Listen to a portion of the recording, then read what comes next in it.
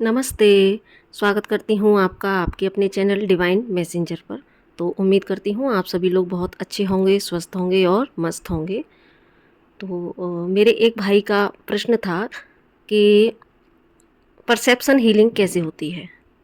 तो इसके लिए जब मैंने डिवाइन से गाइडेंस माँगी तो मुझे जो विचार डिवाइन ने दिए तो वो मैं यहाँ एज़ इट रख रही हूँ। तो बाकी आप लोग बताइएगा कि आप इससे कितना सहमत हैं। तो मुझे जो विचार मिले, जो डाउनलोड मुझे हुए वो ये कि जीवन में जो घटनाएँ घटित होती हैं, तो जीवन में घटित होने वाली घटनाएँ हमारे परसेप्शन यानी कि हमारे नज़रिया का ही दर्पण होती हैं। हर अच्छी, बुरी इन दोनों ही तरह की घटनाओं में से हम अपने लिए क्या निकाल कर ला पाते हैं, ये तय करता है हमारा खुद का दृष्टिकोण, हमारा नज़रिया कि हम कितना उन अच्छी-बुरी घटनाओं में से स्व-मूल्यांकन करने की दिशा में आगे बढ़ पाते हैं। क्योंकि जैसी दृष्टि वैसी सृष्टि, अर्थात हमारा चीज़ों और घटनाओं को देखने का जो नज़रिया होता है वो हमारे जीवन के अगले कर्म यानी कि हमारे कर्तव्य, हमारे एक्शंस और हमारे जीवन का जो अगला पड़ाव है उसको तय करते हैं। हमारा जो दृष्टिकोण है वो हमारा भविष्य निर्धारित करता है। इसलिए जो एक जागरूक जीवात्मा होती है यानी कि जो एक अवेकनिंग की दिशा में चलने वाली, बढ़ने वाली जो एक जीवात्मा होती है, एक सोल होती है, वो अपनी परसेप्शन हीलिंग यानी कि अपने दृष्टिकोण को बड़ा और सकारात्मक बनाने की दिशा में ज़रूर से प्रयास करती है और हमें करना चाहिए। और ये कैसे हील होता है? प्रश्न तो यही था ना कि हमें ये हील कैसे होता है? तो मुझे जो वहाँ पर इंसाइट मिली वो ये कि ये हील होता है हमारे कॉन्शियसनेस के रेज होने से।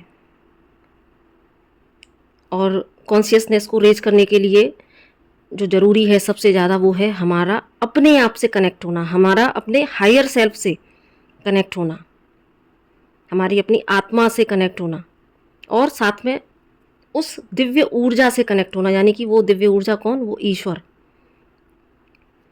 इन दोनों से जुड़कर ही हमें वो दृष्टि मिल पाती है जहाँ कि हम स्वयं को साक्षी भाव में देखना शुरू कर देते हैं। साक्षी भाव यानी कि ऑब्जर्वर के रूप में देखना शुरू करते हैं, जो सिर्फ चीज़ों को ऑब्जर्व करता है। यानी कि हम इसको ये भी कह सकते हैं कि खुद को एक थर्ड पर्सन के स्थान पर रखकर तब चीज़ों को, व्यक्तियों को और घटनाओं को हम देख पाते हैं, उसका एनालिसिस कर पाते हैं। और थर्ड पर्सन बनकर ही चीज़ों को देखने पर हम चीज़ों के अच्छे और बुरे दोनों पहलुओं को हम समान भाव से देख पाते हैं।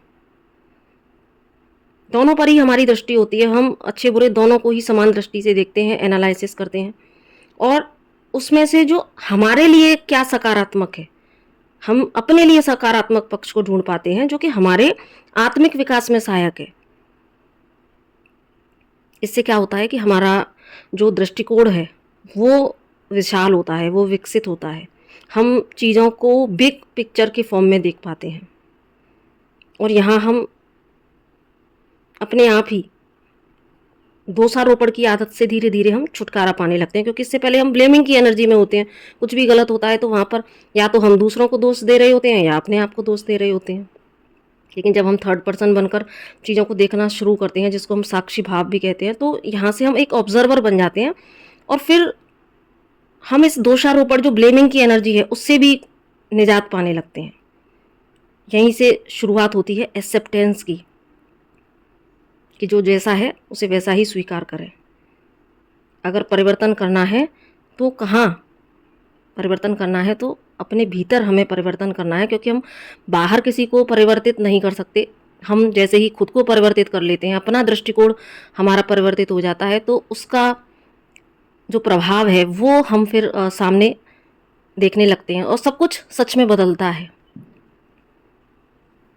क्योंकि हमारा दृष्टिकोण बदला ना, हमारा दृष्टिकोण विकसित होने लगता है।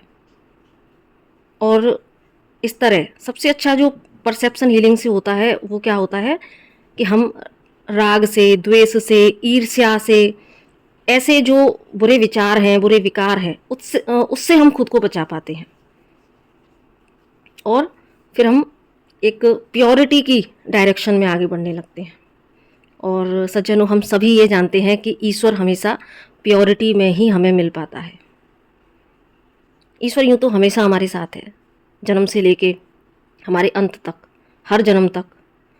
लेकिन फिर भी हम क्यों इतने जीवन में परेशानियां भुगतते हैं? क्योंकि हमारे और ईश्वर के बीच में एक पर्दा होता है, हमारे खुद के विकारों का। और अपनी कुछ वीडियो में पहले भी ये इस टॉपिक पर मैं विचार विमर्श कर चुकी हूँ आप सभी से कि ईश्वर तो हमेशा चाहता है कि हम उसके साथ रहें, उसकी उंगली पकड़ के रखें, लेकिन हम ही धीरे धीरे अपने विकारों से उस ईश्वर से एक दूरी बनाना शुरू कर देते हैं।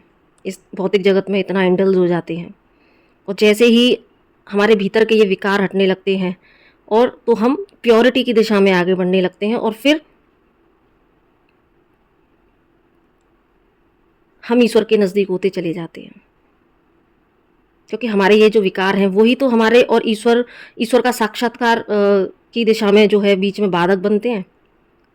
तो जैसे ही हमारी नज़रें बदलती हैं वैसे ही नज़ारे बदल जाते हैं। ये तो आप सभी ने सुना ही होगा कि नज़रें बदली तो नज़ारे बदल जाते हैं, है ना। जैसी दृष्टि वैसी सृष्टि।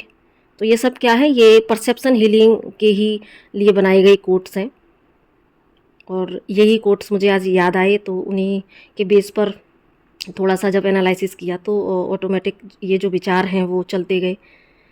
तो बस ज़रूरी है तो क्या, उस ईश्वर से खुद को कनेक्ट कर लेने की, अपने हायर सेल्फ से खुद को कनेक्ट कर लेने की, साक्षी भाव में आकर चीज़ों को देख लेने की, और जो कुछ भी घट रहा है उसमें मेरे लिए क्या महत्वपूर्ण है सीखने को, ये उन सभी घटनाओं में से निकाल लेना। तो ये सारी चीज़ें हमारे परसेप्शन को हील करती हैं, हमारी दृष्टिकोण को सकारात्मक दिशा में ले जाती हैं। तो बस हमारा जो पहला प्रयास है वो यही है कि हम अपनी कॉन्शियसनेस को रेज करने के लिए हमेशा प्रयत्नरत रहे।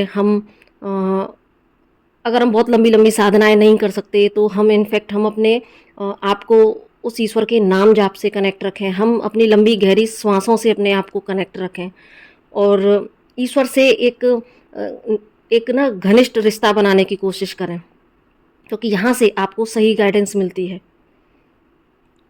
और उसके बाद धीरे धीरे फिर हम क्योंकि जब ये कॉन्शियसनेस रेज होता है तभी हम चीज़ों को थर्ड पर्सन बनकर देखना शुरू करते हैं, क्योंकि ये एक कोई छोटी प्रोसेस नहीं है, इसमें बहुत वक्त लगता है। और धीरे धीरे कई बार बीच में ये हमारे जीवन में जो घटनाएं आती हैं ये भी कई बार हम बहुत आगे जाकर भी हमारे परसेप्शन की भी यहाँ पर एक परीक्षा होती रहती है कि अब ये घटना घटी है तो यहाँ पर अब तुम कैसे इसको हैंडल करती हो, कैसे यहाँ से सकारात्मक चीज़ अपने लिए निकाल पाते हो। तो अभी ऐसा कुछ चीज़ें चल भी रही थी अभी 1-2 दिन पहले मेरे साथ में, और तभी इस तरह का क्वेश्चन मेरे पास आना, तो फिर मुझे यहाँ पर कुछ डीप में एनालिसिस हुए। तो आई होप इस वीडियो से आपको और उन भाई को ज़रूर से कुछ हेल्प मिली होगी। और बाकी बस बढ़ते जाएं, अपना परसेप्शन हील करते जाएं और बस डिवाइन के उस लव को फील करते जाएं। तो इसी के साथ नमस्ते, राधे राधे। और इस वीडियो को प्लीज़ और भी सभी सोल्स को शेयर कीजिएगा जो लोग भी इसके संपर्क में आए हैं, तो ताकि किसी के लिए भी ये हेल्पफुल होगी तो मुझे अच्छा लगेगा। और मैं भी डिवाइन के लिए बहुत ज़्यादा ग्रेटिट्यूड यहाँ पर पे करती हूँ। तो थैंक यू सो मच।